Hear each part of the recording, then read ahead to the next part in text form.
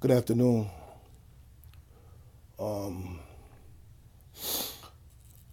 I'm down here in that corner of my dwelling place that I call my sanctuary or my think tank.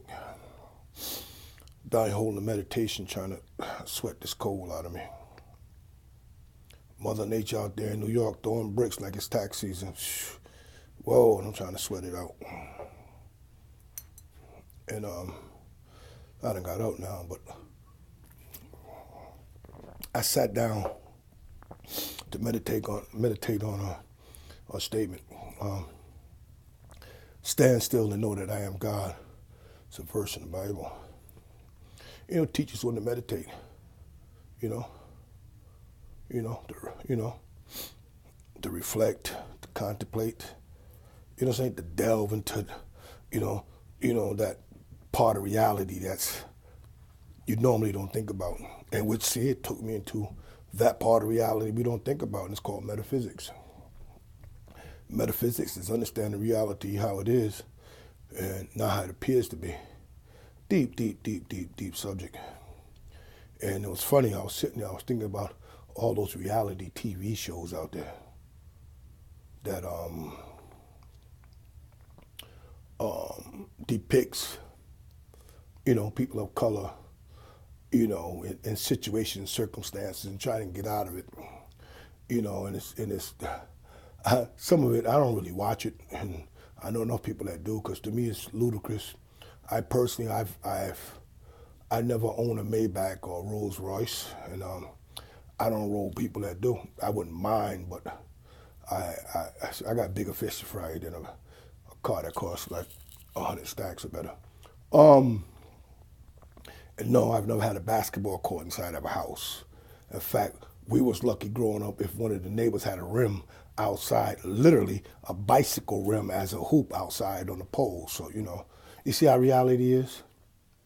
That's how you got to understand reality, how it is, and not how it appears to be. You see, in them reality TV shows, you know what you never see? You never see a roach climbing on the wall. You don't see no junkies. You don't see street life how it is. You don't see none of that. Everything is painted up, to give this appeal, this illusionary appeal of how things are. They're really not like that. It's an illusion. But I didn't jump into that to rain on anybody's parade. As a matter of fact, where's my manners? Let me just walk around real quick. I think they don't shoot. I want to grow up snug and wine this. That program right up the road. I got to hurry and get my wheels right. A lot of people I want to touch base with. Yeah, let me find my manners and walk through real quick.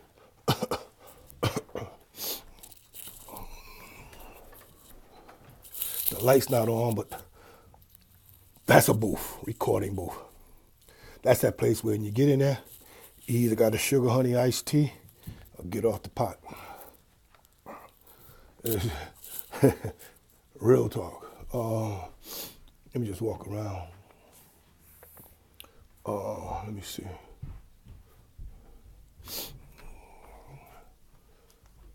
Let me see.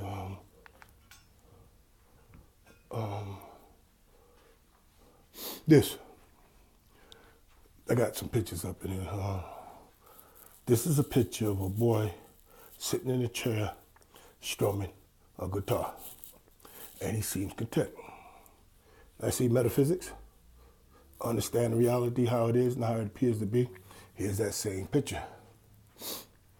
So if a picture's worth 1,000 words, a few hundred of the words are missing from here. Okay, how you doing? I'll talk to you in a couple of minutes. Love you. All right, give me a couple minutes. See that? My daughters learn how to get in anywhere I'm at. Well, anyhow, what's missing in this picture is the boy stringing the guitar. He's out there running around, so I gotta get him in and sit down. No, I gotta get him to want to come here and sit down. See, because you can lead a horse to water, but you can't make it drink.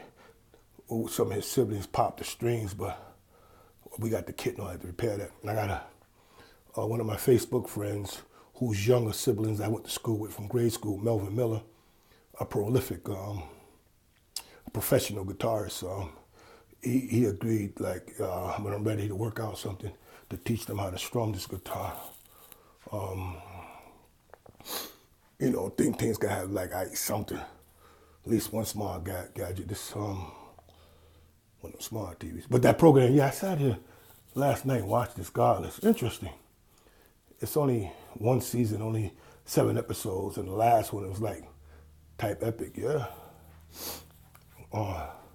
Mirrors, trap mirrors. That's one. That's another one. That's for folks that ain't got no papers. Folks that see reality, understand reality how it is, not how it appears to be. I mean, I'm sure I know enough people that know that if they went in them stores looking for things they couldn't afford, way back in the 70s and up, they didn't have all this closed circuit TV. They had mirrors that bend around corners to catch you. All right, so, borrow that technology. This, whoa, heavy piece of equipment. It's a Korg portable recording studio. I purchased this a while back with the help of one of my neighbors over on 28th Street. His family had a house on 29th Street, Nate Tinsley, still doing his thing in the studio. He was the manager over at Sam Ash. And I think I had a tax ID number. Anyhow, I purchased this with his help. And I purchased it because of I was dealing with artists that was flying there and staying in all them hotels over there on the Belt Parkways. And they was doing dubs. They was doing like personal songs for all the sounds all over New York. And when I purchased this, I purchased with the intentions of attaching a number to it and built a little program called Studio on Wheels. And I lived up to it because I was getting calls. Wee hours in the morning, yo, Tut, what are you doing? Come out, to record all the artists. See, the amount of artists I met and recorded. Shout out to Tech 9 because he had one of these too.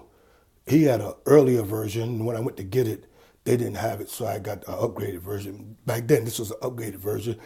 And true to his word, he said if I can get it, he'd instruct me how to use it. I went right out to Brooklyn, to his home, sat down in his kitchen. He took his time and taught me how to use it. Shout out to Tech 9. Shout out to Gary Phillips over in Annieville. He was the one who opened the doors for these artists. Some of them dealt with me exclusively. First time they ever came in New York. Jiffy, anywhere you're there, Jiffy. One love.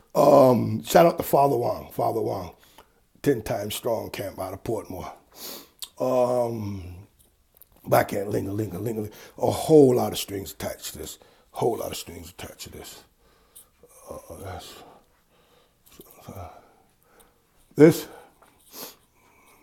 This one picture epitomizes the roots of hip hop.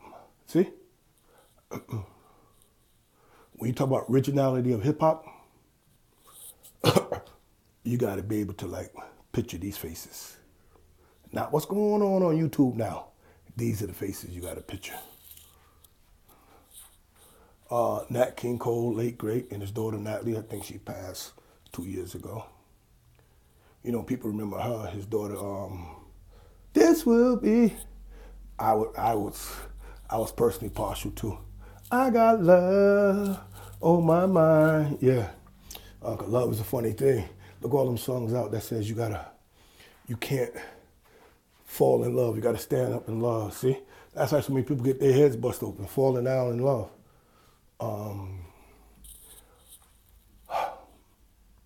Sometimes I hang things up in here when I don't go upstairs. A moment of silence. My son Malik Jihad Abdullah. He passed. I got him in the booth one time, did a song with his partner, Elijah. I didn't even get it to mix it down correctly. Situation caught him.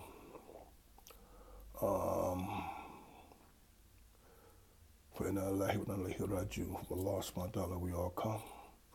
Unto Allah subhanahu wa ta'ala we shall all return. See, I'm just trying to mind my manners. I was sitting there talking and that's it, just talking and talking. See? Just want to show you where I find a peace of mind. What's up over here? Okay, 4 heavyweights. Nelson Mandela, who became the prime minister after doing a stench in the belly of the beast. 20-something odd years, maybe 26. And you see, the term Belly of the Beast was coined from a book from a cat over here in the United States. I think his name was Jack Henry Abbott. He wrote a book in the Belly of the Beast. But yeah, that's Nelson Mandela, Barack Obama, black president for 8 years, first family black for 8 years. White House got color in it that Trump can't wash off the wall. I don't care how much bleach, Ajax, Comet. Yo, get over it. Trump got a complex. Dr. Martin Luther King Jr. and Al-Haj Malik Shabazz, a.k.a. Malcolm X. 3 of them arrested, and the other one is thriving in Chicago with his wife and kids. Next picture. Business certificates. Paperwork down there. Business certificates. This think tank happened to be named Rassin Studios. I came up with that name sitting around because I realized when I go out, I can't find common sense no more, man. Yo, you can't even talk to the youth nowadays unless you got real talk, unless you got life insurance. Cause yo, they don't feel no type of way about nothing except what the impulses is driving them towards. Other than that, you are in the way, especially if you're old. Yo, man, we really have a situation. We have a crisis on our hands as a family union. Real talk. But yeah, Rassin Studios, and incidentally, is the home of the Music Machine, the official home. And another issue, it's the official home of the Music Machine. Shout out to DJ Chaos. This book here, this Business of Music, he introduced me to this book back in the 90s. Yeah, Chaos. Probably hold a belt out here on Long Island, anywhere on Long Island for scratching. And he's a top contender in New York.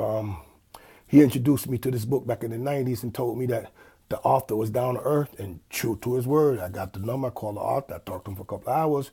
I think I got lucky and stumbled. I took a shortcut through some bush and found a bag of money and took 10 grand of that money and invested in some artists I was producing back in the 90s. And I stopped when I should. If I'd have kept going, okay, I'd be nice now, but I didn't. Things happen. But anyhow, yeah, I use the contracts out of this book because they're comfortable contracts. Real talk. Contracts for artists, contracts, work for hire contract, such.